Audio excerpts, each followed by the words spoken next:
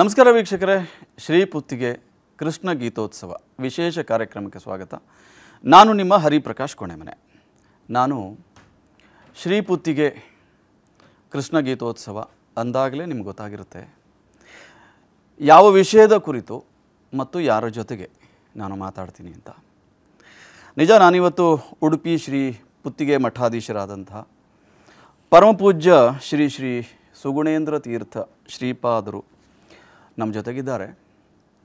ಅವರ ಜೊತೆಗೆ ನಾನು ವಿಶೇಷ ಸಂದರ್ಶನವನ್ನು ನಡೆಸ್ತಾ ಇದ್ದೀನಿ. ಸಂದರ್ಭ ಪೂಜ್ಯ ಶ್ರೀಗಳು ಚತುರ್ಥ ಪರ್ಯಾಯದ ಹೊಸ್ತಿಲಲ್ಲಿ ಇದ್ದಾರೆ ಮತ್ತು ಪರ್ಯಾಯದ ಅಂಗವಾಗಿ ಜಾಗತಿಕ ಮಟ್ಟದ ಧಾರ್ಮಿಕ ಸಂಕಲ್ಪ ಕೋಟಿಗೀತಾ ಲೇಖನ ಯಜ್ಞ ಅಭಿಯಾನವನ್ನು ಕೈಗೆತ್ತಿಕೊಂಡಿದ್ದಾರೆ. ಪರ್ಯಾಯದ ಕುರಿತು ಮತ್ತು ಈ ವಿಶೇಷ ಅಭಿಯಾನದ ಕುರಿತು ಪೂಜ್ಯ ಶ್ರೀಗಳು ನಮ್ಮ ಜೊತೆ ಮಾತನಾಡೋರಿದ್ದಾರೆ. ಅದಕ್ಕೂ ಮೊದಲು ನಾನು ಮಾತಾಡಿಸ್ತೀನಿ ಪೂಜ್ಯ ಶ್ರೀಗಳನ್ನು. ಪೂಜ್ಯ ಶ್ರೀಗಳ ಸಾಧನೆ ಅದು ಜಾಗತಿಕ. ಹಾಗಾಗಿ ನಾನು ಸಂಕ್ಷಿಪ್ತವಾದಂಥ ಪರಿಚಯವನ್ನು ತಮ್ಮ ಮುಂದೆ ಇಡ್ತಾ ಇದ್ದೀನಿ. ಪೂಜ್ಯ ಶ್ರೀಗಳ ಪರಿಚಯವನ್ನು ಜಾಗತಿಕ ದೃಷ್ಟಿಕೋನಗಳನ್ನು ಹೊಂದಿರುವ ಅಪರೂಪದ ಯತಿ ಪೂಜ್ಯ ಶ್ರೀ ಶ್ರೀ ಸುಗುಣೇಂದ್ರ ತೀರ್ಥ ಶ್ರೀಪಾದರು. ಅವರೇ ಹೇಳೋ ಹಾಗೆ ಗ್ಲೋಬಲ್ ಔಟ್ಲುಕ್ ಇದು ನಮ್ಮ ದೃಷ್ಟಿಕೋನ ಅಂತ ಸದಾ ಪೂಜ್ಯರು ಹೇಳ್ತಿರ್ತಾರೆ. ವಿದೇಶದಲ್ಲಿರುವ ಭಾರತೀಯರ ಭಾವನೆಗಳಿಗೆ ಸ್ಪಂದಿಸಿ ನಮ್ಮ ಸಂಸ್ಕೃತಿ ಪರಂಪರೆಯ ಬೇರನ್ನು ಅಲ್ಲಿಗೂ ವಿಸ್ತರಿಸಿ ಎಲ್ಲರ ಗಮನವನ್ನು ಸೆಳೆದಿದ್ದಾರೆ. ಪೂಜ್ಯ ಶ್ರೀಪಾದರು ಅಮೆರಿಕದಲ್ಲಿ 11 ಕ್ರೈಸ್ತ ಪೂಜಾಸ್ಥಾನಗಳನ್ನು ಖರೀದಿಸಿ ಶ್ರೀಕೃಷ್ಣನ ಮಂದಿರಗಳನ್ನಾಗಿ ಪರಿವರ್ತಿಸಿದ್ದಾರೆ. ಆಸ್ಟ್ರೇಲಿಯಾದಲ್ಲಿ 2, ಲಂಡನ್ನಲ್ಲಿ ಮತ್ತು ಕೆನಡಾದಲ್ಲಿ ತಲಾ 1, ಅಮೆರಿಕದಲ್ಲಿ 8 ಸಹಿತ ವಿದೇಶಗಳಲ್ಲಿ ಒಟ್ಟು 14-15 ಶ್ರೀಕೃಷ್ಣ ಮಂದಿರಗಳನ್ನು ನಿರ್ಮಿಸಿ ಅಲ್ಲಿಯ ಜನತೆಗೆ ಆಧ್ಯಾತ್ಮದ ದಿಕ್ಕನ್ನು ತೋರಿಸಿದ್ದಾರೆ. ಎಲ್ಲದಕ್ಕಿಂತ ಮುಖ್ಯವಾಗಿ ಕೊಲ್ಲಿ ರಾಷ್ಟ್ರಗಳಲ್ಲಿಯೂ ಕೂಡ ಶ್ರೀಕೃಷ್ಣನ ಮಂದಿರಗಳ ಸ್ಥಾಪನೆಗೆ ಶತ ಪ್ರಯತ್ನವನ್ನು ನಡೆಸಿದ್ದಾರೆ. ಭಾರತೀಯ ಪರಂಪರೆ ಪರಿಪಾಲಿಸಿ ಭಕ್ತರು ಭಾರತೀಯರನ್ನ ಸನ್ಮಾರ್ಗದಲ್ಲಿ ಒಯ್ಯೋದಕ್ಕೆ ಸಾಗರೋಲ್ಲಂಘನ ಮಾಡಿದ ಶ್ರೀಕೃಷ್ಣ ಮಠದ ಮೊದಲ ಯತಿವರ್ಜ್ಯರು ಇವರು. ಶ್ರೀಕೃಷ್ಣನ ಭಕ್ತಿ, ಮಧ್ವರ ತತ್ವ, ಸಿದ್ಧಾಂತ, ಪ್ರಚಾರ ಪ್ರಸಾರ ಜಗದಗಲವಾಗಿ ಜನರ ಮನ ಮುಟ್ಟಬೇಕು, ತಟ್ಟಬೇಕು. ವಸುದೈವ ಕುಟುಂಬಕಂ ನೆಲೆಯಲ್ಲಿ ಭಯೋತ್ಪಾದನೆ ಅಳಿದು ಶಾಂತಿ, ಸೌಹಾರ್ದ, ಭ್ರಾತೃತ್ವ ನೆಲೆಸಬೇಕು ಎಂಬುದು ಪೂಜ್ಯ ಶ್ರೀಗಳ ಬಲವಾದಂಥ ಆಶಯವಾಗಿದೆ. ವಿಶ್ವಸಂಸ್ಥೆಯೊಂದಿಗೆ ಕೆಲಸ ಮಾಡುವ ವಿಶ್ವ ಧಾರ್ಮಿಕ ನಾಯಕರ ಸಮಿತಿಯ ಅಂತಾರಾಷ್ಟ್ರೀಯ ಅಧ್ಯಕ್ಷರಾಗಿ ರಿಲಿಜನ್ಸ್ ಫಾರ್ ಪೀಸ್ ಎಂಬ ಸಂಘಟನೆ ಶಾಂತಿಯ ಮಂತ್ರ ಪಠಿಸುತ್ತಾ ಇಡೀ ಪ್ರಪಂಚ ಸುತ್ತಿ 15ಕ್ಕೂ ಹೆಚ್ಚು ಜಾಗತಿಕ ಸಮ್ಮೇಳನಗಳಲ್ಲಿ ಪೂಜ್ಯ ಶ್ರೀಗಳು ಭಾಗಿಯಾಗಿದ್ದಾರೆ. ತಮ್ಮ 15ನೇ ವಯಸ್ಸಿನಲ್ಲೇ ಸರ್ವಜ್ಞ ಪೀಠವನ್ನು ಅಲಂಕರಿಸಿ ಅತ್ಯಂತ ಕಿರಿಯ ವಯಸ್ಸಿನಲ್ಲೇ ಉಡುಪಿ ಪರ್ಯಾಯ ನಡೆಸಿದ ಮೊದಲ ಯತಿ ಎಂಬ ಖ್ಯಾತಿಯೂ ಕೂಡ ಇವರ ಹೆಸರಲ್ಲೇ ಇದೆ. 1976ರಲ್ಲಿ ಈ ಪರ್ಯಾಯ ನಡೆದಿತ್ತು. ಉಡುಪಿ ಮಠದ 750 ವರ್ಷಗಳ ಇತಿಹಾಸದಲ್ಲಿ ಇಷ್ಟೊಂದು ಕಿರಿಯ ವಯಸ್ಸಿನ ಯತಿ ಈ ಪೀಠವನ್ನು ಅಲಂಕರಿಸಿದ್ದು ತಮ್ಮ ಪ್ರತಿ ಪರ್ಯಾಯದ ಸಂದರ್ಭದಲ್ಲಿಯೂ ವಿಶೇಷ ಕಾರ್ಯಕ್ರಮಗಳನ್ನು ಹಮ್ಮಿಕೊಂಡು ಭಕ್ತರಿಗೆ, ಕೃಷ್ಣ ಭಕ್ತರಿಗೆ ಅನುಕೂಲ ಮಾಡಿಕೊಡುತ್ತಾ ಬಂದಿದ್ದಾರೆ. ಶ್ರೀಗಳು ಕಳೆದ 50 ವರ್ಷಗಳಿಂದ ನಮಗೆಲ್ಲ ಧಾರ್ಮಿಕ ಮತ್ತು ಅಧ್ಯಾತ್ಮದ ಮಾರ್ಗದರ್ಶನವನ್ನು ನೀಡುತ್ತಾ ಮುಂದೆ ಸಾಗ್ತಿದ್ದಾರೆ. ನಮ್ಮಲ್ಲಿ ಧಾರ್ಮಿಕ ಪ್ರಜ್ಞೆಯನ್ನು ಜಾಗೃತಿಗೊಳಿಸುವ ಕೆಲಸವನ್ನು ಮಾಡ್ತಿದ್ದಾರೆ. 4ನೇ ಬಾರಿಗೆ ಸರ್ವಜ್ಞ ಪೀಠವನ್ನು ಅಲಂಕರಿಸುತ್ತಾ ಇರುವಂತಹ ಪೂಜ್ಯ ಶ್ರೀಗಳಿಗೆ ಪ್ರಣಾಮಗಳನ್ನು ಭಕ್ತಿಪೂರ್ವಕವಾಗಿ ಸಲ್ಲಿಸ್ತಾ ಅವರ ಈ ಮಹತ್ ಸಾಧನೆಗೆ ಅಭಿನಂದನೆಗಳನ್ನು ಹೇಳುತ್ತಾ ನಾನು ಮಾತುಕತೆಯನ್ನು ಆರಂಭಿಸ್ತಾ ಇದ್ದೀನಿ. ಪೂಜ್ಯ ಶ್ರೀಗಳೇ, ತಮಗೆ ಈ ಸಂದರ್ಶನಕ್ಕೆ ಸ್ವಾಗತ, ಭಕ್ತಿಪೂರ್ವಕವಾದಂಥ ಸ್ವಾಗತ. ವಿಸ್ತಾರ, ಈ ಡಿಜಿಟಲ್ ಮೀಡಿಯಾ ಇದರ ಬಗ್ಗೆ ತಿಳಿದು ಬಹಳ ಸಂತೋಷವಾಯಿತು. ನಮಗೂ ಕೂಡ ಈ ಒಂದು ಮೀಡಿಯಾದ ಜೊತೆಗೆ ಸಂವಾದ ನಡೆಸಲಿಕ್ಕೆ, ನಮ್ಮ ಹರಿಪ್ರಕಾಶ್ ಅವರ ಜೊತೆಗೆ ಸಂವಾದ ನಡೆಸಲಿಕ್ಕೆ ಬಹಳ ಸಂತೋಷವಾಗ್ತಾ ಇದೆ. ಈ ಒಂದು ಚಾನಲ್ಲು ಆಧ್ಯಾತ್ಮಿಕತೆಗೆ, ಧಾರ್ಮಿಕತೆಗೆ ವಿಶೇಷ ಒಂದು ಪ್ರಾಶಸ್ತ್ಯವನ್ನು ಕೊಡೋದು ಕೂಡ ಅತ್ಯಂತ ಅಭಿನಂದನಾರ್ಹವಾಗಿದೆ. ಈ ದೃಷ್ಟಿಯಲ್ಲಿ ನಾವು ನಮ್ಮ ವಿಶೇಷವಾದ ಅಭಿನಂದನೆಯನ್ನು ಕೂಡ ವಿಸ್ತಾರ ಚಾನಲ್ಗೆ ನಾವು ನೀಡ್ತಾ ಇದ್ದೇವೆ. ಅನಂತ ಪ್ರಣಾಮಗಳು ಪೂಜ್ಯರು. ತಾವು 4ನೇ ಬಾರಿಗೆ, ನಾನೀಗಾಗಲೇ ಹೇಳಿದ ಹಾಗೆ, ಸರ್ವಜ್ಞ ಪೀಠವನ್ನು ಅಲಂಕರಿಸಿ ಪರ್ಯಾಯದ ಹೊಣೆಯನ್ನು ಹೊತ್ಕೊಳ್ತಾ ಇದ್ದೀರಿ. ಪ್ರತಿ ಪರ್ಯಾಯದಲ್ಲೂ ತಮ್ಮದೇ ಆದಂಥ ಹೊಸ ಹೊಸ ಹೊಸ ಬೆಂಚ್ ಮಾರ್ಕನ್ನು ಸೃಷ್ಟಿ ಮಾಡ್ತಾ ಹೋಗ್ತಾ ಇದ್ದೀರಿ. ಈ ಸಂದರ್ಭದಲ್ಲೂ ಹೊಸದೊಂದು ಆಲೋಚನೆಗೆ ಉದ್ಯುಕ್ತರಾಗಿದ್ದೀರಿ. ಏನೆಲ್ಲ ಆಲೋಚನೆಗಳಿದೆ, ಯಾವೆಲ್ಲ ಕಾರ್ಯಕ್ರಮಗಳನ್ನು ಹಾಕ್ಕೊಂಡಿದ್ದೀರಿ ಈ ಸಂದರ್ಭದಲ್ಲಿ ವಿವರಿಸ್ಬೋದಾ? ನಮ್ಮ ಚತುರ್ಥ ಪರ್ಯಾಯದ ಅಂಗವಾಗಿ ವಿಶ್ವಾದ್ಯಂತ ಧಾರ್ಮಿಕ ಆಧ್ಯಾತ್ಮಿಕವಾದ ಜಾಗೃತಿ ಆಗಬೇಕು ಎಂಬುದು ನಮ್ಮ ಮೂಲ ಉದ್ದೇಶವಾಗಿದೆ. ಸಾಮಾನ್ಯವಾಗಿ ಪರ್ಯಾಯ ಅಂದರೆ ಉಡುಪಿ ಶ್ರೀಕೃಷ್ಣನ ದೇವಸ್ಥಾನದಲ್ಲಿ ಮಾತ್ರ ಸೀಮಿತವಾಗಿರಬಾರದು. ಅದರ ಒಂದು ಪ್ರಭಾವ ಜಗತ್ತಿನಾದ್ಯಂತ ಆಗಬೇಕು. ಆ ದೃಷ್ಟಿಯಲ್ಲಿ ನಾವು ಈ ಕೋಟಿ ಗೀತಾಲೇಖನ ಯಜ್ಞ ಎಂಬಂತಹ ಕಾರ್ಯಕ್ರಮವನ್ನು ಪ್ರಾರಂಭ ಮಾಡಿದ್ದೇವೆ. ಕೃಷ್ಣನ ಪೂಜೆ ಅಂದರೆ ಬರೀ ಧೂಪ ದೀಪ ನೈವೇದ್ಯ ಇಷ್ಟಕ್ಕೆ ಸೀಮಿತವಾಗದೆ ಆಂತರಿಕವಾದಂಥ ಬದಲಾವಣೆ ಅದು ಆಗಬೇಕು. ಜಗತ್ತಿನಾದ್ಯಂತ ಭಕ್ತರೆಲ್ಲ ಅದರಲ್ಲಿ ಸ್ಪಂದಿಸಬೇಕು. ಈ ದೃಷ್ಟಿಯಲ್ಲಿ ಕೃಷ್ಣನ ಆರಾಧನೆಯನ್ನು ಗೀತೆಯ ಮುಖಾಂತರ ಮಾಡುವುದು, ಎಲ್ಲ ಜನರಿಗೂ ಗೀತೆಯ ಪ್ರಚಾರ ಆಗುವ ಹಾಗೆ ಮಾಡೋದು, ಜನರೆಲ್ಲ ಭಗವದ್ಗೀತೆಯ ಒಂದು ಜಾಗೃತಿಯನ್ನು ಹೊಂದಿ ಕೃಷ್ಣನ ಭಕ್ತಿಯನ್ನು ವೃದ್ಧಿ ಮಾಡಿಕೊಳ್ಳುವುದು, ಇದು ನಮ್ಮ ಚತುರ್ಥ ಪರ್ಯಾಯದ ಮುಖ್ಯ ಥೀಮ್ ಆಗಿದೆ, ಅದರ ಮುಖ್ಯ ಉದ್ದೇಶ ಆಗಿದೆ, ಆಶಯವಾಗಿದೆ. ಈ ದೃಷ್ಟಿಯಲ್ಲಿ ನಾವು ಕೋಟಿ ಗೀತಾಲೇಖನ ಯಜ್ಞವನ್ನು ನಾವು ಪ್ರಾರಂಭ ಮಾಡಿದ್ದೇವೆ. ಆಧ್ಯಾತ್ಮಿಕತೆ ಧಾರ್ಮಿಕವಾದಂತಹ ಆಚರಣೆಯ ಜೊತೆಗೆ ಆಂತರಿಕವಾದಂತಹ ನಿಲುವನ್ನು ಕೂಡ ಅವಲಂಬಿಸಿದೆ. ಆಂತರಿಕವಾದ ನಿಲುವು ಅದು ಸ್ಪಷ್ಟವಾಗಿದ್ದರೆ ನಮ್ಮ ಆಚರಣೆಗಳು ಅದು ವೀರ್ಯವತ್ತರವಾಗಿರ್ತದೆ, ಅದು ಫಲಪ್ರದವಾಗಿರ್ತದೆ. ಆದ್ದರಿಂದ ಇವತ್ತು ಧಾರ್ಮಿಕ ಆಚರಣೆಗಳು ಸ್ವಲ್ಪ ಮಟ್ಟಿಗೆ ಉಳಿದಿದ್ದರೂ ಕೂಡ ಅದರ ಹಿನ್ನೆಲೆಯಲ್ಲಿರತಕ್ಕಂಥ ಆಂತರಿಕವಾದಂಥ ನಿಲುವುಗಳು ಶಿಥಿಲವಾಗ್ತಾಯಿವೆ. ಅದನ್ನು ಬಲಪಡಿಸಬೇಕು. ಅದಕ್ಕೋಸ್ಕರ ಗ್ರಂಥದ ಮೂಲಕ ಧಾರ್ಮಿಕ ಜಾಗೃತಿಯನ್ನು ಮಾಡಬೇಕು. ಅದರಲ್ಲಿ ಅತ್ಯಂತ ಶ್ರೇಷ್ಠವಾದಂತಹ ಗ್ರಂಥ ಭಗವದ್ಗೀತೆ. ಮತ್ತು ಅದು ಶಾಶ್ವತವಾದಂಥ ಬದಲಾವಣೆ ಪರಿವರ್ತನೆ ಹೌದು. ವ್ಯಕ್ತಿಯ ಬದಲಾವಣೆ ಆಗದೆ ಸಮಾಜದ ಬದಲಾವಣೆ ಆಗಲಿಕ್ಕೆ ಸಾಧ್ಯ ಇಲ್ಲ. ವ್ಯಕ್ತಿಯ ಬದಲಾವಣೆ ಆಗಬೇಕಾದರೆ ಅವನ ನಿಲುವುಗಳಲ್ಲಿ ಸ್ಪಷ್ಟತೆ, ಜೀವನ ದೃಷ್ಟಿಕೋನ ಇದೆಲ್ಲ ಸರಿಯಾಗಿದ್ದರೆ ವ್ಯಕ್ತಿಯ ಒಂದು ಪರಿಪೂರ್ಣತೆ ಸಾಧನೆ ಮಾಡಲಿಕ್ಕೆ ಸಾಧ್ಯ ಇದೆ. ಆದ್ದರಿಂದ ಶ್ರೀಕೃಷ್ಣನ ಪೂಜೆಯ ನಿಮಿತ್ತವನ್ನು ಇಟ್ಟುಕೊಂಡು ಭಗವದ್ಗೀತೆಯ ಜಾಗೃತಿಯನ್ನು ಎಲ್ಲ ಕಡೆ ಮಾಡಬೇಕು ಅಂತ ನಮ್ಮ ಉದ್ದೇಶ. ಭಾಳ ಆಸಕ್ತಿಕರವಾಗಿದೆ. ತಾವು ಪ್ರತಿ ಪರ್ಯಾಯದ ಸಂದರ್ಭದಲ್ಲೂ ವಿಭಿನ್ನವಾದಂಥ ಆಲೋಚನೆ, ವಿಭಿನ್ನವಾದಂಥ ಕಾರ್ಯಕ್ರಮ ಹಮ್ಮಿಕೊಳ್ತಾ ಬರ್ತಾ ಇದ್ದೀರಿ. ಈ ಸಂದರ್ಭದಲ್ಲಿ ಇನ್ನೂ ವಿಭಿನ್ನ ವಿಶಿಷ್ಟವಾಗಿ ವಿಶ್ವಗೀತಾ ಪರ್ಯಾಯ ಅನ್ನುವ ಆ ಟೈಟಲ್ನ ಅಡಿಯಲ್ಲಿ ತಾವು ಕಾರ್ಯಕ್ರಮ ಹಮ್ಮಿಕೊಂಡಿದ್ದೀರಿ ಅಂತ ಈ ಆಲೋಚನೆ ಹೇಗೆ ಬಂತು ಮತ್ತು ಸಮಾಜದಲ್ಲಿ ಇದರಿಂದ ಯಾವ ಪರಿವರ್ತನೆನ ಬದಲಾವಣೆನ ತಾವು ನಿರೀಕ್ಷೆ ಮಾಡ್ತಾ ಇದ್ದೀರಿ? ನಾವು ವಿಶ್ವಾದ್ಯಂತ ಸಂಚಾರ ಮಾಡ್ತಾ ಇರುವಾಗ ಜನರ ದೃಷ್ಟಿಕೋನವನ್ನು ನಾವು ವಿಶೇಷವಾಗಿ ಗಮನಿಸ್ತೇವೆ. ಈ ದೃಷ್ಟಿಯಲ್ಲಿ ನಾವು ನೋಡಿದಾಗ ಜನರಿಗೆ, ಇವತ್ತಿನ ಆಧುನಿಕ ಜನರಿಗೆ ಮನಃಶಾಂತಿಯ ಒಂದು ಕೊರತೆ ಬಹಳ ಎದ್ದು ಕಾಣ್ತಾ ಇದೆ. ಭೌತಿಕವಾಗಿ ಲೌಕಿಕವಾಗಿ ನಾವು ಅಭಿವೃದ್ಧಿಯನ್ನು ಹೊಂದಿದರೂ ಕೂಡ ಆಂತರಿಕವಾದಂತಹ ಒಂದು ಅಭಿವೃದ್ಧಿ ಅದು ಕುಂಠಿತವಾಗ್ತಾ ಇದೆ. ಆದ್ದರಿಂದ ಯಾವಾಗಲೂ ಕೂಡ ಜೀವನದ ಸಾರ್ಥಕತೆ, ಮನಸ್ಸಿನ ಶಾಂತಿ ಇದೆಲ್ಲವೂ ಕೂಡ ನಮ್ಮ ಆಧ್ಯಾತ್ಮಿಕ ನಿಲುವಿನ ಮೇಲೆ ಅವಲಂಬಿತವಾಗಿದೆ. ಅದಕ್ಕೋಸ್ಕರ ಭಗವದ್ಗೀತೆಯಿಂದ ಆಂತರಿಕವಾಗಿ ಪ್ರತಿಯೊಂದು ವ್ಯಕ್ತಿಯನ್ನು ಕೂಡ ಸಬಲಗೊಳಿಸಬಹುದು ಎಂಬ ದೃಷ್ಟಿಯಲ್ಲಿ ಗೀತೆಯನ್ನು ಪ್ರಚಾರ ಮಾಡುವ ಒಂದು ಯೋಜನೆಯನ್ನು ನಾವು ಹಾಕಿಕೊಂಡಿದ್ದೇವೆ. ಈ ಕೋಟಿ ಗೀತಾ ಲೇಖನ ಯಜ್ಞಕ್ಕೆ ವಿದೇಶಗಳಿಂದ ಹೇಗಿದೆ ಪ್ರತಿಕ್ರಿಯೆ? ಅದ್ಭುತವಾದಂತಹ ಪ್ರತಿಕ್ರಿಯೆಯನ್ನು ನಾವು ನಿರೀಕ್ಷೆ ಮಾಡಲಿಲ್ಲ. ಅಷ್ಟು ಪ್ರತಿಕ್ರಿಯೆ ಅದನ್ನು ನಾವು ಗುರುತಿಸ್ತಾ ಇದ್ದೇವೆ. ಯಾಕೆಂದರೆ ವಿದೇಶಗಳಲ್ಲಿ ಆಧ್ಯಾತ್ಮಿಕ ಹಸಿವು ಜಾಸ್ತಿ ಆಗಿದೆ.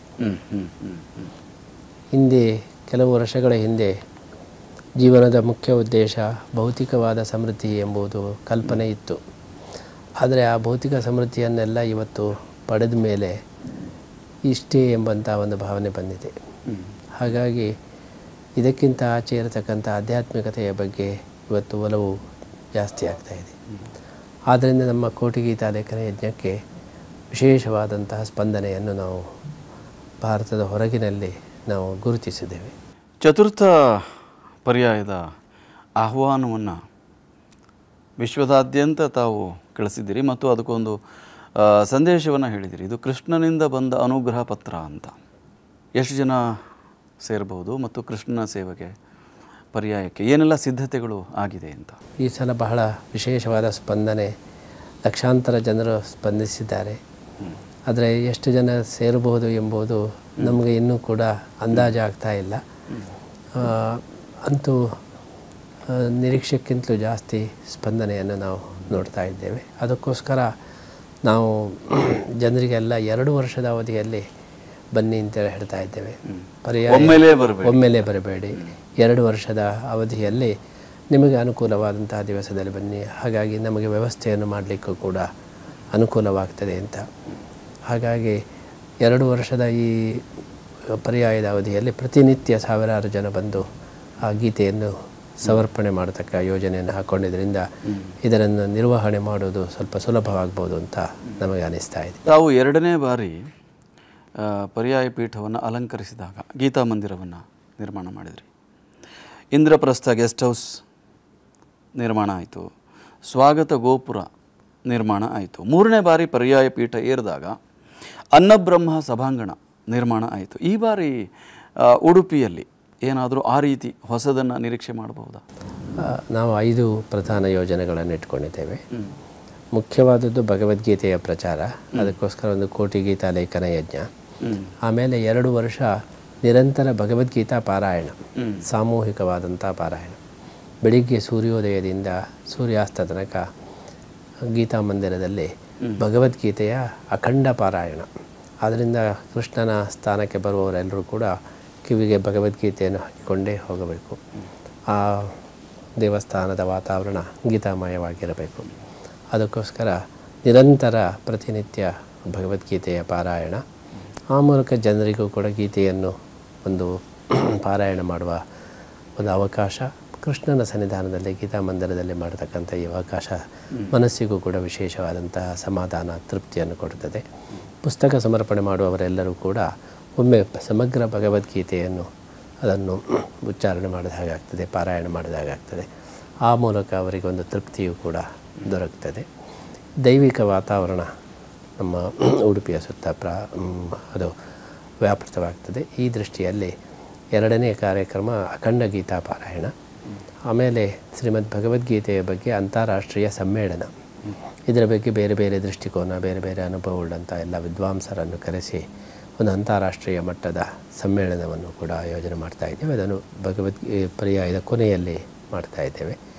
ಅದೇ ರೀತಿ ಭಗವದ್ಗೀತಾ ಯಾಗ ಅಂಥೇಳಿ, ಇವತ್ತು ವೇದಮಂತ್ರಗಳಿಂದ ಯಾಗವನ್ನು ಮಾಡ್ತಾರೆ. ಆದರೆ ಭಗವದ್ಗೀತಾ ಶ್ಲೋಕಗಳಿಂದ ಭಗವಂತನಿಗೆ ನಾವು ಆಹುತಿಯನ್ನು ಕೊಟ್ಟರೆ ಅದು ಹೆಚ್ಚು ಆಧ್ಯಾತ್ಮಿಕ ದೃಷ್ಟಿಯಲ್ಲಿ ಫಲಪ್ರದವಾಗ್ತದೆ. ಹಾಗಾಗಿ 701 ಶ್ಲೋಕಗಳಿಂದಲೂ ಕೂಡ ಆಹುತಿಯ ಕೊಡುವ ಮೂಲಕ ಒಂದು ಮಹಾಯಾಗವನ್ನು ಕೂಡ ಹಮ್ಮಿಕೊಂಡಿದ್ದೇವೆ. ಈ ಕೋಟಿ ಗೀತಾ ಲೇಖನ ಯಜ್ಞದ ನೆನಪಿಗಾಗಿ ಕೃಷ್ಣನಿಗೆ ಒಂದು ಸುವರ್ಣ ರಥವನ್ನು ಸಮರ್ಪಣೆ ಮಾಡಬೇಕು ಅಂತ ಸಂಕಲ್ಪ ಮಾಡಿದೆ. ಪಾರ್ಥಸಾರಥಿ ಸುವರ್ಣ ರಥ ಅಂತ. ಕೃಷ್ಣ ಗೀತೆಯನ್ನು ಉಪದೇಶ ಮಾಡುವಾಗ ಯಾವ ಮಾದರಿಯ ರಥದಲ್ಲಿ ಕೂತು ಅರ್ಜುನನಿಗೆ ಉಪದೇಶ ಮಾಡಿದನೋ ಅದೇ ಮಾದರಿಯ ಚಿನ್ನದ ರಥವನ್ನು ಕೃಷ್ಣನಿಗೆ ಸಮರ್ಪಣೆ ಮಾಡಬೇಕು. ಆ ಮೂಲಕ ಕೋಟಿ ಗೀತಾ ಲೇಖನ ಯಜ್ಞದ ಒಂದು ಸ್ಮರಣಿಕೆಯಾಗಿ ಅದು ಇರಬೇಕು. ಕಳೆದ ಬಾರಿ 2ನೇ ಪರ್ಯಾಯದಲ್ಲಿ ಲಕ್ಷ ಗೀತಾ ಲೇಖನ ಯಜ್ಞದ ಸ್ಮರಣಿಕೆಯಾಗಿ ಗೀತಾ ಮಂದಿರ ನಿರ್ಮಾಣ ಮಾಡಿದೆ. ಗೀತಾ ಮಂದಿರದಲ್ಲಿ ಸಂಪೂರ್ಣ ಭಗವದ್ಗೀತೆಯನ್ನು ಕಲ್ಲಿನಲ್ಲಿ ಕೆತ್ತಿಸಿ ಗೀತೆಯ ಸಂದೇಶಗಳನ್ನು ಚಿತ್ರದ ಮೂಲಕ ಈ ಬಾರಿ ಸ್ವರ್ಣ ರಥವನ್ನು ಸಮರ್ಪಣೆ ಮಾಡಬೇಕು. ಇನ್ನೊಂದು ನಮ್ಮ ವೈಯಕ್ತಿಕ ಉದ್ದೇಶ ಅಂದರೆ ಬರುವ ವರ್ಷ ನಾವು ಸ್ವಾಮಿಗಳಾಗಿ 50 ವರ್ಷ ಆಗ್ತಾಯಿದೆ, ಗೋಲ್ಡನ್ ಜೂಬಿಲಿ. ಹಾಗಾಗಿ ಅದರ ಒಂದು ಕೃತಜ್ಞತೆಗಾಗಿ ಕೃಷ್ಣನಿಗೆ ಒಂದು ಸುವರ್ಣ ರಥವನ್ನು ಸಮರ್ಪಣೆ ಮಾಡಬೇಕು ಅಂತ ಈ ರೀತಿ ಯೋಜನೆ. ಹೌದು. ಆಮೇಲೆ ಬಂದಂತಹ ಯಾತ್ರಿಕರಿಗೆ ಅಲ್ಲಿ ವಸತಿ ಸೌಲಭ್ಯ ಬಹಳ ಕಡಿಮೆ ಇದೆ. ಅದಕ್ಕೆ 108 ರೂಮ್ ಉಳ್ಳಂತಹ ಒಂದು ವಸತಿ ಗೃಹ, ಅಷ್ಟೋತ್ತರ ಭವನ ಅಂತ ಹೇಳಿ ಅದನ್ನು ಮಾಡಬೇಕು. ಅದೇ ರೀತಿ ಈಗ ಉಡುಪಿ ಕೃಷ್ಣನ ಮಠಕ್ಕೆ ಬರತಕ್ಕಂಥ ಮಹಾದ್ವಾರ ಅದು ಪೂರ್ವದಿಂದ ಆಗಿದೆ. ಮೊದಲು ದಕ್ಷಿಣದ ದ್ವಾರದಿಂದ ಬರ್ತಾಯಿದ್ರು. ಈಗ ನಾವು ರಥಬೀದಿಯನ್ನು ಸಂಪೂರ್ಣ ವಾಹನ ಮುಕ್ತವನ್ನಾಗಿ ಕಳೆದ ಪರ್ಯಾಯದಲ್ಲಿ ನಾವು ಮಾಡಿದೆವು. ಆದ್ದರಿಂದ ಎಲ್ಲರೂ ಪೂರ್ವ ದ್ವಾರದಿಂದಲೇ ಬರ್ತಾ ಇದ್ದಾರೆ. ಅಲ್ಲಿ ಒಂದು ದೊಡ್ಡ ಒಂದು ಸ್ವಾಗತ ಗೋಪುರ ಆಗಬೇಕು ಕಲ್ಸಂಕದಲ್ಲಿ ಅಂತ ಹೇಳಿ ಮಧ್ವಾಚಾರ್ಯರು ಕೃಷ್ಣನನ್ನು ಎತ್ತಿಕೊಂಡು ಬಂದಂತಹ ಜಾಗ ಅದು. ಆದ್ದರಿಂದ ಅಲ್ಲಿ ಮಧ್ವಾಚಾರ್ಯರು ಕೃಷ್ಣನನ್ನು ಎತ್ತಿಕೊಂಡಂತಹ ಒಂದು ಪ್ರತಿಮೆಯ ಸ್ಥಾಪನೆ ಮಾಡಬೇಕು ಅಂತ ಹೀಗೆ ಯೋಚನೆ ಮಾಡಿದ್ದೇವೆ. ಮತ್ತು ಕ್ಷೇತ್ರದ ವಿಶೇಷವಾದ ಅಭಿವೃದ್ಧಿಗಳು, ಮುಖ್ಯವಾಗಿ ಭಗವದ್ಗೀತೆಯ ಪ್ರಚಾರ, ಇದು ನಮ್ಮ 4ನೇ ಪರ್ಯಾಯದ ಮುಖ್ಯ ಆಶಯವಾಗಿದೆ. ತಮ್ಮ ಸಂಕಲ್ಪವೋ ಅಥವಾ ಸೌಭಾಗ್ಯವೋ ಚತುರ್ಥ ಪರ್ಯಾಯದ ಸಂದರ್ಭದಲ್ಲೇ ಅಯೋಧ್ಯೆಯಲ್ಲಿ ಮರ್ಯಾದಾ ಪುರುಷೋತ್ತಮ ಶ್ರೀರಾಮಚಂದ್ರನ ಭವ್ಯ ದೇಗುಲ, ವಿಶೇಷವಾಗಿ ಪ್ರಾಣ ಪ್ರತಿಷ್ಠೆ ಆಗ್ತಾ ಇದೆ. ಈ ಸಂದರ್ಭದಲ್ಲಿ ಮಠದಲ್ಲೇನಾದರೂ ವಿಶೇಷವಾದಂಥ ಕಾರ್ಯಕ್ರಮಗಳನ್ನು ಹಮ್ಮಿಕೊಳ್ಳೋ ಆಲೋಚನೆ ಇದೆಯಾ? ಆಲೋಚನೆ ಇದೆ. ರಾಮ ಮಂದಿರ ಅಲ್ಲಿ ಪ್ರಾಣ ಪ್ರತಿಷ್ಠೆ ಆಗುವಾಗ ಉಡುಪಿಯ ಒಂದು ವಿಶೇಷವಾದ ಸಂಬಂಧವೂ ಕೂಡ ಅಯೋಧ್ಯೆಗೂ ಇದೆ. ಮುಖ್ಯವಾಗಿ ಉಡುಪಿಯಲ್ಲಿ ಪೂಜೆಗೊಳ್ಳತಕ್ಕಂತಹ ಮುಖ್ಯ ಪ್ರಾಣದೇವರು ಏನಿದೆ ಅದು ಅಯೋಧ್ಯೆಯಲ್ಲಿ ಇದ್ದಂತಹ ಪ್ರಾಣದೇವರ ಪ್ರತಿಮೆಯನ್ನು ವಾದಿರಾಜರು ಉಡುಪಿಗೆ ತಂದು ಪ್ರತಿಷ್ಠೆ ಮಾಡಿದರು ಅಂತ ಹೇಳಿ ಪ್ರತೀತಿ ಇದೆ. ಹಾಗಾಗಿ ಅಲ್ಲಿ ಆ ಮೂಲ ಮಂದಿರವನ್ನು ನಾಶ ಮಾಡಿದಾಗ ಆ ಮುಖ್ಯ ಪ್ರಾಣದೇವರ ಪ್ರತಿಮೆ ಅದು ಬೇರೆ ಕಡೆ ಎಸೆಯಲ್ಪಟ್ಟಿತ್ತು. ವಾದಿರಾಜರು ಆವಾಗ ಅಲ್ಲಿಗೆ ಹೋಗಿ ಆ ಪ್ರತಿಮೆಯನ್ನು ತಂದು ಪ್ರಾಣದೇವರ ಪ್ರತಿಷ್ಠೆಯನ್ನು ಉಡುಪಿ ಕೃಷ್ಣ ಮಠದಲ್ಲಿ ಅವರು ಮಾಡಿದರು ಅಂತ ಪ್ರತೀತಿ ಇದೆ. ಹಾಗಾಗಿ ಮುಖ್ಯ ಪ್ರಾಣದೇವರ ಹನುಮಂತನ ಒಂದು ವಿಶೇಷ ಆರಾಧನೆ, ಅದೇ ರೀತಿ ಅದರ ಒಂದು ಸಡಗರವನ್ನು ನಾವು ಆಚರಣೆ ಮಾಡತಕ್ಕಂಥ ಒಂದು ಯೋಜನೆಯನ್ನು ಕೂಡ ಮಾಡಿಕೊಂಡಿದ್ದೇವೆ. ವೈಯಕ್ತಿಕವಾಗಿ ನಮಗೂ ಒಂದು ಸಂತೋಷದ ವಿಚಾರ ಏನೆಂದರೆ 86ನೇ ಇಸವಿಯಲ್ಲಿ ಮೊಟ್ಟ ಮೊದಲು ರಾಮಲಲ್ಲಾದಲ್ಲಿ ಅಲ್ಲಿ ಜೈಲಿನಲ್ಲಿ ಆ ಮೂರ್ತಿ ಇತ್ತು. ಅದನ್ನು ಮೂರ್ತಿಯನ್ನು ಹೊರಗೆ ತರಬೇಕು ಅಂತ ಚಳವಳಿ ನಡೆಸಿದಾಗ ನಾವು ಅಯೋಧ್ಯೆಗೆ ನಾವು ಕೂಡ ಹೋಗಿದ್ದೆವು. ಆವಾಗ ಆ ಕೋರ್ಟಿನಿಂದ ಆರ್ಡರ್ ಬಂತು, ಇನ್ನೂ ಮೂರ್ತಿಯನ್ನು ಹೊರಗೆ ತರಬೇಕು ಅಂತ. ಆವಾಗ ಆ ಜೈಲಿನಲ್ಲಿದ್ದಂತಹ ಮೂರ್ತಿಯನ್ನು ಹೊರಗೆ ತರಲಿಕ್ಕೆ ಬೀಗವನ್ನು ಒಡೆದದ್ದು ನಾನೇ. ಅಶೋಕ್ ಸಿಂಘಾಲ್ ಅವರು ನಮಗೆ ಹೇಳಿದರು, ಛೋಟಾ ಸ್ವಾಮೀಜಿ ನೀವು ಹೋಗಿ ಅದು ಬೀಗವನ್ನು ಒಡೆದು ಬಿಡ್ರಿ ಅಂತ ಹೇಳಿ. ಅಲ್ಲಿ ಕೀ ಇರಲಿಲ್ಲ, ಅದಕ್ಕೆ ಕಲ್ಲಿನಲ್ಲಿ ಆ ಬೀಗ ಒಡೆದು ಆಮೇಲೆ ಆ ಮೂರ್ತಿಯನ್ನು ನಾವು ಹೊರಗೆ ತಂದಿದ್ದೇವೆ. ಪೇಜಾವರ ಸ್ವಾಮಿಗಳು ಕ್ಷಣವನ್ನು ನೆನಪಿಸ್ಕೊಂಡ್ರೆ ಈಗಲೂ ರೋಮಾಂಚನ ಆಗ್ತಾ ಇದೆ. ಅವತ್ತು ತಕ್ಷಣ ಹೇಳಿದ್ದಕ್ಕೆ ಮಾಡಿದ್ದು, ಬಟ್ ಆ ಕ್ಷಣಗಳನ್ನ ನೆನಪಿಸ್ಕೊಂಡ್ರೆ ಬಹಳ ಸಹಜವಾಗಿ ರೋಮಾಂಚನ. ಇಷ್ಟು ಒಂದು ಭವ್ಯವಾದ ರಾಮ ಮಂದಿರ ನಮ್ಮ ಜೀವನದ ಸಮಯದಲ್ಲಿ ಆಗ್ತದೆ ಎಂಬ ಕಲ್ಪನೆ ಆವಾಗ ಇರಲಿಲ್ಲ. ಯಾಕೆಂದರೆ ತುಂಬ ಆವಾಗ ಆತಂಕಗಳಿತ್ತು, ಇದೆಲ್ಲ ಆಗುವುದಲ್ಲ ಹೋಗುವುದಲ್ಲ, ಜನಗಳು ಕೂಡ ಅದೇನು ಅದರಲ್ಲಿ ಅಲ್ಲಿ ಈ ಚಳವಳಿಯಿಂದ ಎಲ್ಲ ಪರಿಸ್ಥಿತಿ ಇತ್ತು. ಆದರೆ ಈಗ ಎಲ್ಲವೂ ಕೂಡ ಸುಗಮವಾಗಿ ನಡೆದು ಈಗ ಭವ್ಯವಾದ ರಾಮ ಮಂದಿರ ನಿರ್ಮಾಣವಾಗ್ತಾ ಇರೋದು ನಮಗೂ ವೈಯಕ್ತಿಕವಾಗಿ ಒಂದು ಬಹಳ ಸಮಾಧಾನ ಮತ್ತು ಸಂತೋಷವನ್ನು ನೀಡಿದ ವಿಚಾರವಾಗಿದೆ. ಪುತ್ತಿಗೆ ಮಠದ ವಿಶೇಷ, ತಮ್ಮ ವಿಶೇಷತೆ ಹೆಚ್ಚುಗಾರಿಕೆ ಅಂದರೆ ಕೃಷ್ಣ ಭಕ್ತಿಯನ್ನು, ಅದರ ಪ್ರಸಾರವನ್ನು ವಿದೇಶಗಳಲ್ಲಿ ಮಾಡಿದ್ದು, 14-15 ದೇಶದಲ್ಲಿ. ಅದರಲ್ಲೂ ವಿಶೇಷವಾಗಿ ಚರ್ಚುಗಳನ್ನು ಮಂದಿರಗಳನ್ನಾಗಿ, ಕೃಷ್ಣ ಮಂದಿರಗಳನ್ನಾಗಿ ಪರಿವರ್ತನೆ ಮಾಡಿದ್ದೆವು. ಏನಿದಕ್ಕೆ ಪ್ರೇರಣೆ ಅಂತ? ನಾವು ವಿದೇಶಕ್ಕೆ ಮೊಟ್ಟ ಮೊದಲು ನಮ್ಮ ಭಕ್ತರು ಅವರು ಬಹಳ ಒತ್ತಾಯ ಮಾಡಿ ಬರಬೇಕು ಅಂತ ಪ್ರಾರ್ಥನೆ ಮಾಡಿದಾಗ ಹೋಗಿದ್ದೆವು. ಆವಾಗ ಅವರ ಭಕ್ತಿ ಮತ್ತು ಅವರಿಗೆ ಆಧ್ಯಾತ್ಮಿಕತೆಯಲ್ಲಿ ಇರತಕ್ಕಂಥ ಆಸಕ್ತಿ, ಇದನ್ನೆಲ್ಲ ನೋಡಿ ನಮಗೆ ಬಹಳ ಆಶ್ಚರ್ಯ ಮತ್ತು ಸಂತೋಷ ಆಯಿತು. ನಾವು ಆಲೋಚನೆ ಮಾಡಿದೆವು, ಇದು ನಾವು ಬಂದು ಹೋದಾಗ ಮಾತ್ರ ಇರಬಾರದು, ಇದು ನಿರಂತರವಾಗಿ ಇದಕ್ಕೆ ಒಂದು ಶಾಶ್ವತ ರೂಪವನ್ನು ಕೊಡಬೇಕು. ನಾವು ಬಂದಾಗ ಅದೆಲ್ಲ ವ್ಯಕ್ತವಾಗ್ತದೆ, ನಾವು ಆಚೆ ಹೋದ ಮೇಲೆ ಮತ್ತೆ ಕ್ರಮೇಣ ಅದು ಕುಂಠಿತ ಆಗಬಾರದು. ಅದಕ್ಕೋಸ್ಕರ ಅಲ್ಲಿಯೇ ಈ ಒಂದು ಧಾರ್ಮಿಕ ಪ್ರಜ್ಞೆ, ಆಧ್ಯಾತ್ಮಿಕ ಪ್ರಜ್ಞೆಯನ್ನು ಇನ್ನಷ್ಟು ಜಾಗೃತಗೊಳಿಸೋದಕ್ಕೋಸ್ಕರ, ಶಾಶ್ವತಗೊಳಿಸೋದಕ್ಕೋಸ್ಕರ, ಮುಂದಿನ ಪೀಳಿಗೆಗೆ ಅದು ತಲುಪುವ ಹಾಗೆ ಅಲ್ಲಿ ಕೇಂದ್ರಗಳನ್ನು ಸ್ಥಾಪನೆ ಮಾಡಬೇಕು ಅಂತ ಅಲ್ಲಿಯ ಜನರು ನಮ್ಮನ್ನು ತುಂಬ ಒತ್ತಾಯ ಮಾಡಿದರು. ನೀವು ಒಮ್ಮೆ ಬಂದು ಹೋದರೆ 2 ಸಲ ಬಂದು ಹೋಗಬಹುದು, ಆದರೆ ಇಲ್ಲಿ ಇರ್ತಕ್ಕಂಥ ನಮ್ಮ ಮಕ್ಕಳಿಗೆ ಎಲ್ಲ ಸದಾ ನಮಗೆ ಈ ಒಂದು ಜಾಗೃತಿ ಬೇಕು, ಅದಕ್ಕೆ ಏನಾದರೂ ಮಾಡಿ ಎಂಬುದಾಗಿ ಪ್ರಾರ್ಥನೆ ಮಾಡಿದಾಗ ನಾವು ಈ ಒಂದು ಕೃಷ್ಣ ವೃಂದಾವನ ಸ್ಥಾಪನೆಯ ಒಂದು ಯೋಜನೆಯನ್ನು ಮಾಡಿ, ಎಲ್ಲೆಲ್ಲಿ ತುಂಬ ಜನ ಭಕ್ತರಿರ್ತಾರೆ, ಅಪೇಕ್ಷೆ ಇದೆ, ಅಲ್ಲೆಲ್ಲ ಕೃಷ್ಣ ವೃಂದಾವನದ ಸ್ಥಾಪನೆಯನ್ನು ಮಾಡಿದೆವು. ನಮ್ಮ ಮುಖ್ಯ ಉದ್ದೇಶ ಮುಂದಿನ ಪೀಳಿಗೆ ನಮ್ಮ ಸಾಂಸ್ಕೃತಿಕವಾದ, ಆಧ್ಯಾತ್ಮಿಕವಾದ ಸಂಪತ್ತಿನಿಂದ ವಂಚಿತ ಆಗಬಾರದು. ಅಲ್ಲಿ ವಿದೇಶಗಳ ಬಹಳ ದೊಡ್ಡ ಸಮಸ್ಯೆ ಏನೆಂದರೆ ಅಲ್ಲಿ ಭಾರತದಲ್ಲಿರತಕ್ಕಂಥ ವಾತಾವರಣ ಇಲ್ಲ. ಅಲ್ಲಿಯ ಒಂದು ಸಂಸ್ಕೃತಿಯ ಹಿನ್ನೆಲೆಯಲ್ಲಿ ನಮ್ಮ ಭಾರತೀಯ ಸಂಸ್ಕೃತಿ ಅದು ಕಣ್ಮರೆಯಾಗ್ತಾ ಇದೆ. ಅದರ ಒಂದು ಪುನರುಜ್ಜೀವನಕ್ಕೋಸ್ಕರ ಇಂತಹ ಒಂದು ಮಠ ಮಂದಿರಗಳ ಮುಖಾಂತರ ಅದನ್ನು ಸಾಧಿಸಬಹುದು ಎಂಬ ದೃಷ್ಟಿಯಲ್ಲಿ ಅಲ್ಲಲ್ಲಿ ಇದನ್ನು ಸ್ಥಾಪನೆ ಮಾಡಿದ್ದೇವೆ. ಇದೇ ಡಿಸೆಂಬರ್ 23-24 ಬೆಂಗಳೂರಲ್ಲಿ ಭಾಳ ದೊಡ್ಡ ಕಾರ್ಯಕ್ರಮ ಗೀತೋತ್ಸವ ತಾವು ಹಮ್ಮಿಕೊಂಡಿದ್ದೀರಿ. ಆ ಕುರಿತಾಗಿ ವಿವರಿಸ್ಬೋದಾ? ಗೀತಾ ಜಯಂತಿ ಎಂಬುದು ಅದು ನಮ್ಮ ಭಾರತದ ಒಂದು ಬಹಳ ದೊಡ್ಡ ಸಂಭ್ರಮದ ಆಚರಣೆ ಆಗಬೇಕು. ಯಾಕೆಂದರೆ ಜಗತ್ತಿಗೆ ಅತ್ಯಂತ ಮಾನ್ಯವಾದಂತಹ ಭಗವದ್ಗೀತೆ, ಅದರ ಬಗ್ಗೆ ನಾವು ಅದರ ಜಯಂತಿಯನ್ನು ಗುರುತಿಸಲಿಲ್ಲ ಅಂತ ಹೇಳಿದರೆ ನಮ್ಮ ಸಂಸ್ಕೃತಿಯನ್ನು ನಾವು ಮರೆತ ಹಾಗಾಗ್ತದೆ. ಆ ದೃಷ್ಟಿಯಲ್ಲಿ ಗೀತಾ ಜಯಂತಿಗೆ ವಿಶೇಷವಾದಂತಹ ಇಂಬು ಕೊಡುವ ದೃಷ್ಟಿಯಲ್ಲಿ ಗೀತೋತ್ಸವ ಅಂಥೇಳಿ ನಾವು ಈ ಕಾರ್ಯಕ್ರಮವನ್ನು ಹಾಕ್ಕೊಂಡಿದ್ದೇವೆ. ಅಂದರೆ ಗೀತಾ ಜಯಂತಿಯನ್ನು ಪ್ರತಿಯೊಬ್ಬರೂ ಕೂಡ ಗುರುತಿಸಬೇಕು, ಅದರ ಬಗ್ಗೆ ಅವರು ಹೆಚ್ಚಿನ ಆಸಕ್ತಿಯನ್ನು ಬೆಳೆಸಬೇಕು ಅಂತ. ಈ ದೃಷ್ಟಿಯಲ್ಲಿ ಸುಮಾರು 10,000 ಜನ ನ್ಯಾಷನಲ್ ಕಾಲೇಜ್ ಗ್ರೌಂಡಲ್ಲಿ ಭಗವದ್ಗೀತೆಯನ್ನು ಏಕಕಂಠದಿಂದ ಪಾರಾಯಣ ಮಾಡೋದು, ಅದೇ ರೀತಿ ವಿದ್ವಾಂಸರ ಪ್ರವಚನ, ಗೀತೆಗೆ ಸಂಬಂಧಪಟ್ಟಂತಹ ಇತರ ಸಾಂಸ್ಕೃತಿಕ ಕಾರ್ಯಕ್ರಮಗಳು, ಇದನ್ನೆಲ್ಲ ಹಮ್ಮಿಕೊಂಡು ಗೀತೋತ್ಸವ ಅಂತ ನಾವು ಯೋಚನೆ ಮಾಡಿದ್ದೇವೆ. ಬೆಂಗಳೂರಿನ ಜನತೆ ಇದಕ್ಕೆ ವಿಶೇಷವಾಗಿ ಸ್ಪಂದಿಸಿದರೆ ಮುಂದೆ ಇತರ ಊರುಗಳಲ್ಲಿಯೂ ಕೂಡ ಗೀತಾ ಜಯಂತಿಯ ಒಂದು ಆಚರಣೆ ನಡೆಯಬೇಕು, ಪ್ರೇರಣೆ ಸಿಗಬೇಕು. ಗೀತಾ ಜಯಂತಿಗೆ ನಮ್ಮ ಸರ್ಕಾರಗಳು ರಜೆಯನ್ನು ಕೊಟ್ಟು ಭಗವದ್ಗೀತೆಯ ಪ್ರಚಾರಕ್ಕೋಸ್ಕರ ಒಂದು ಅವಕಾಶವನ್ನು ಕೂಡ ಮಾಡಿಕೊಡಬೇಕು. ಕೇಂದ್ರ ರಾಜ್ಯ ಸರ್ಕಾರಗಳಿಗೆ ಒಂದು ಗಮನವನ್ನು ಈ ಕಡೆಗೆ ಎಳೆಯಬೇಕು ಎಂಬ ಉದ್ದೇಶದಿಂದಲೂ ಕೂಡ ಗೀತೋತ್ಸವವನ್ನು ನಾವು ಯೋಚನೆ ಮಾಡಿದ್ದೇವೆ. ಇವತ್ತಿನ ವ್ಯಾವಹಾರಿಕ ಜಗತ್ತಿನಲ್ಲಿ ಅಧ್ಯಾತ್ಮಕ್ಕೆ ಒಂದು ಹೊಸ ಭಾಷ್ಯ, ಹೊಸ ದಿಕ್ಕು ಅಥವಾ ಸನಾತನ ಅನ್ನುವುದನ್ನು ಧಿಕ್ಕರಿಸುವ ಮಾತುಗಳನ್ನು ನಾವು ಕೇಳ್ತಾ ಇರುವ ಸಂದರ್ಭದಲ್ಲಿ ಆ ತಳಹದಿಯ ಮೇಲೆ ತಾವು ಇದನ್ನು ಜಗದ್ವ್ಯಾಪಿ ವಿಸ್ತರಿಸುವ ಪ್ರಯತ್ನವನ್ನು ಮಾಡಿದ್ದೀರಿ. ಚತುರ್ಥ ಪರ್ಯಾಯಕ್ಕೆ ಅಣಿಯಾಗ್ತಾ ಇದ್ದೀರಿ. ಈ ಸಂದರ್ಭದಲ್ಲಿ ಈ ಸೀಮಿತವಾದಂಥ ಅವಧಿಯಲ್ಲಿ 50 ವರ್ಷಗಳ ಪೀಠಾರೋಹಣದ ಆ ಸಂಭ್ರಮಕ್ಕೆ ಅಣಿಯಾಗ್ತಾ ಇರೋ ಹೊತ್ತಿನಲ್ಲಿ ವಿಸ್ತಾರ ಚಾನಲ್ ಜೊತೆಗೆ ತಾವು ಎಷ್ಟೊಂದು ಗಹನವಾದಂಥ ವಿಚಾರಗಳನ್ನು ಅತ್ಯಂತ ಸರಳವಾಗಿ ತಿಳಿಸಿಕೊಡುವ ಕೆಲಸವನ್ನು ತಾವು ಮಾಡಿದ್ರಿ. ತಮಗೆ ಅನಂತ ಧನ್ಯವಾದಗಳು ಪೂಜ್ಯರೇ. ನಮಗೂ ಕೂಡ ವಿಸ್ತಾರ ಎಂಬಂಥ ಹೆಸರು ತುಂಬ ಸಂತೋಷವನ್ನು ಕೊಟ್ಟಿದೆ.